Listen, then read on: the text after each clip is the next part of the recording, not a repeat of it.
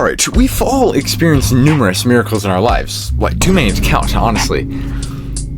Oh, you don't believe me? Well, let's just count them, shall we? First of all, you exist. You are currently living right now. That's a miracle. Again, don't believe me? Well, let's just look at the numbers. The chances of you being born are 1 in 400 trillion. That sounds like a big number, but let's put it into perspective. Winning the lottery, something that is pretty infamous for being almost impossibly low odds, is only about a chance of 1 in 292 million, meaning the chances of you being born is the same chances as if you won the Powerball. Twice. In a row. And actually, even after that, you are still 213 times more likely to do that than to be born in the first place. Now, getting struck by lightning, something that is also infamous for being extremely low odds, is actually about a once every quarter life occurrence compared to birth. To put that a little bit more simply, if you were somehow struck by lightning 4 times in your life, extremely rare, that's not going to happen, you would still be 137 times more likely to experience that than to even be born at all in the first place. The sheer fact that you are alive right now is pretty much a statistical impossibility.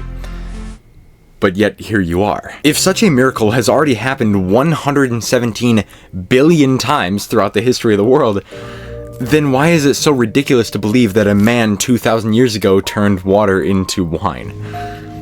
Well, I don't think it really is. But if even that's not enough, today we're going to be going over everything from the historical evidence of miracles and the ancient scholars actually confirming that they are in fact real, to the miracle that we all experience on a very regular basis, and even the one miracle that even atheists cannot deny. So if you do end up enjoying today's video, make sure that you hit the subscribe button down below so that way you never miss another future upload from me, which will also automatically enter you into win some exclusive Redemption Bible merch, as well as a $50 Amazon gift card that you can use in absolutely any way you'd like. So once again, all you gotta do is subscribe down below to support me and to support the channel. And when we reach 10K, these giveaway items could very well be absolutely all yours. Thank you for subscribing and entering into the giveaway. But let's get back to the video. First things first, let's get a definition of what a miracle really is. The simplest definition of what a miracle is when a spiritual being, mainly God, but also angels, things like that, supersede the laws of nature.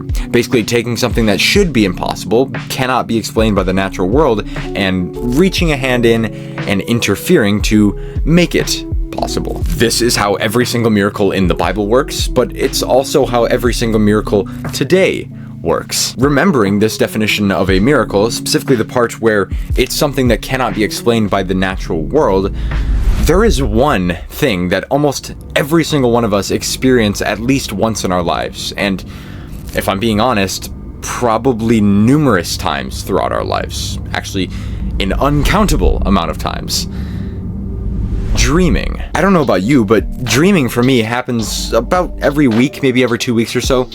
And sometimes it is so incredibly vivid, but something that seems so normal that happens all the time, scientists cannot explain why. There have been many different theories proposed as to why we dream, but there is no consensus. No one actually really knows, it's all just speculation. The prevailing theory is that dreams act as a sort of memory consolidation method, taking memories from the short term to the long term. But to anyone that has ever dreamed ever, usually this isn't really the case, and it doesn't make much sense because dreams usually have nothing to do with a memory. If you can remember the last dream you had, I doubt that it was just a memory that you actually have just replaying in your head while you sleep. But yet, even still, dreams can have such a profound impact on us. It seems really normal to us because it happens pretty often, but when you really think about what happens in a dream, it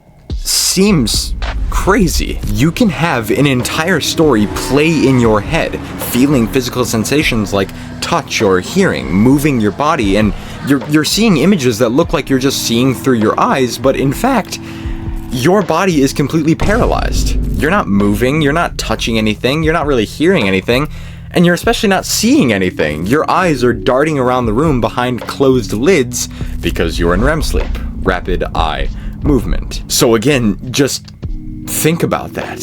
It seems like a miracle. It seems impossible. It's something that science, the natural world, cannot explain. The fact that we can experience life for hours, all while being completely unconscious and only in about 15 minutes. By categorical definition, we all experience a miracle constantly. So if we all experience miracles constantly, then what about the miracles that Jesus did in the Bible, for example? The more, outlandish ones that seem more impossible.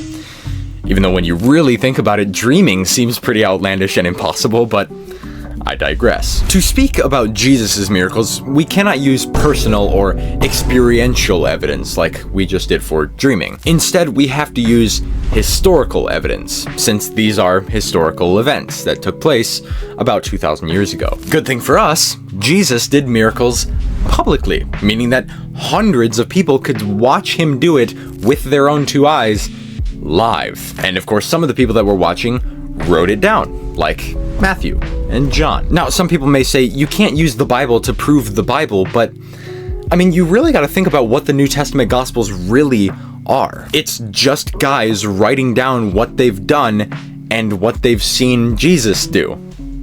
That's it. But even the two guys that were closest to Jesus, who wrote down all of his miracles exactly as they saw them with their own two eyes, even historians in those days still believed that Jesus did miracles. Even if they didn't believe in Jesus, they still believed in his miracles. And I'll show you exactly a perfect example of this. The greatest example, in my opinion, would be Celsus, who was a Greek philosopher from the 2nd century, by the way. He quite literally wrote an attack on the Christian faith, a rebuttal to Jesus. And it was basically a way of saying, hey, stop believing all of this stuff about Jesus and come be a pagan. But even though he was quite literally doing the roast of Jesus Christ, the one thing that he did not do is deny Jesus' miracles.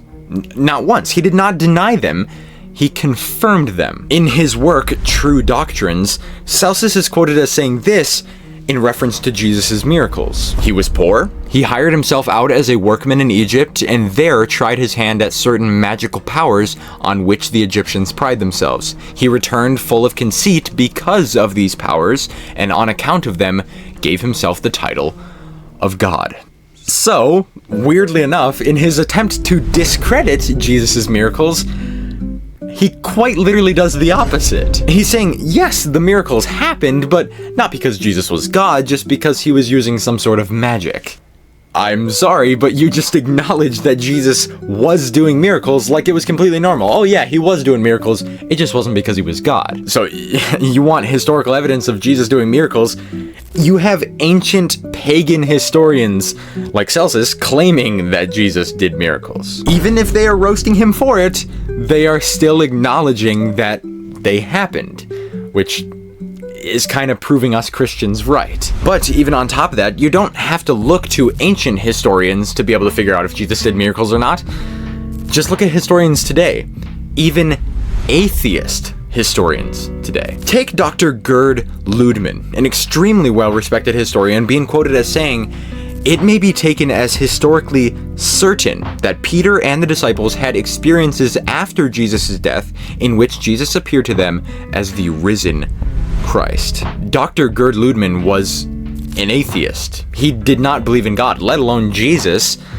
But even still, he, being a self-respecting, honest historian, had to admit that the historical evidence of Jesus' resurrection, the greatest miracle of all time, has to be true. So, we all experience miracles all the time, because God is with us all the time, whether you know it or not. And though sometimes we may read these things in the Bible and go, there's no way that happened, just think about how powerful God is. He may work outside of our understanding, and he often does. But the Bible says in Matthew chapter 16, verse 20, "And they went out and preached everywhere, while the Lord worked with them and confirmed the message by accompanying signs." These signs being spoken of, these miracles, are for a purpose of confirming the message that Jesus Christ is God. He died on a cross to save all of us from our sin,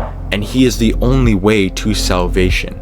No one comes to the Father except through him. So next time you encounter one of these everyday miracles in your life, don't let it pass you by. Don't just brush it off as normal. No, use it as reflection. Use it to remember why it's happening. Because of Jesus Christ. Even just looking at the miracles in our own lives proves to us and shows us that God knitted you together for a purpose, and he's always with you. And I hope you let this video be a reminder of that purpose. Trust God and believe in his power, especially and even his miracles. But with that, if you found yourself enjoying today's video, please consider subscribing, as that is the best way to support me and the channel. And also check out my previous video that's linked on screen right now, and I will see you in the next one. Peace.